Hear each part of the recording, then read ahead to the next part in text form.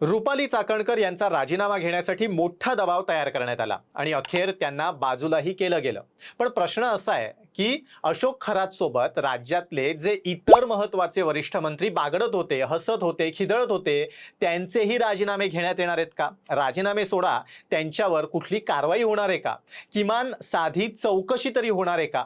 की चाकणकर यांचा बळी देऊन इतरांना सेफ केलं जातंय? चाकणकरांना हटवून खरात विरोधातला राग शांत करण्याचा प्रयत्न केला जातोय का, जेणेकरून इतरांपर्यंत पोहोचलंच जाणार नाही? ते म्हणतात ना की मोठ्या खेळामध्ये नियम सोपे असतात, राजाला वाचवायचं असेल तर बळी प्याद्यांचा द्यावा लागतो। आता प्रश्न असा आहे की या खेळात चाकणकर प्याद ठरले आहेत का आणि बाकीचे मोठे चेहरे अजूनही सेफ आहेत का? हा फक्त योगायोग आहे की सुनियोजितपणे आखलेली चाल आहे?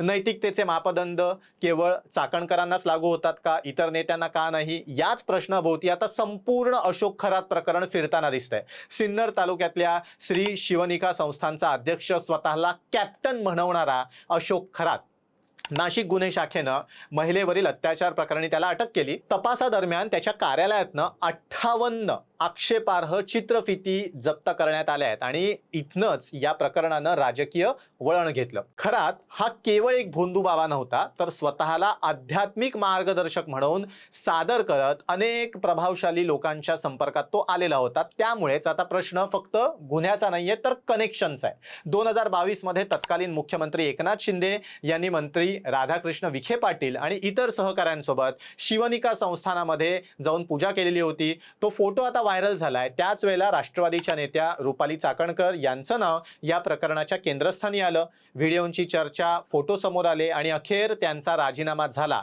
पण इथेच प्रश्न अधिक तीव्र होतोय, कारण त्याच फोटोमध्ये जयंत पाटील देखील दिसतायत। दुसरीकडे खासदार निलेश लंके यांच्यासोबतचा फोटोही समोर येतो, जिथे ते सार्वजनिक कार्यक्रमात खरातचा सत्कार करताना दिसतायत। राष्ट्रवादीचे प्रदेशाध्यक्ष सुनील तटकरे यांनी खरातच्या मुलीच्या लग्नाला उपस्थिती लावलेली होती। प्रश्न विचारल्यावर आता ते संताप व्यक्त करतायत।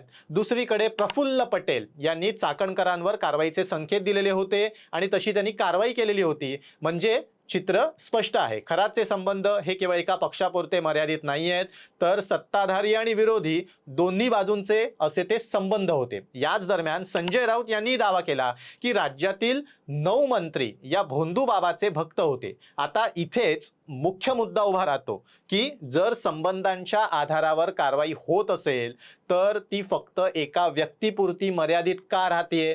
ज्यांचे फोटो समोर आले, ज्यांचे संबंध स्पष्ट दिसतायत, त्यांच्यावरही तीच नैतिकता लागू होणार आहे का? की राजकारणात नेहमीप्रमाणे एकाचा बळी आणि बाकी सगळे सुरक्षित असंच चित्र दिसणारे?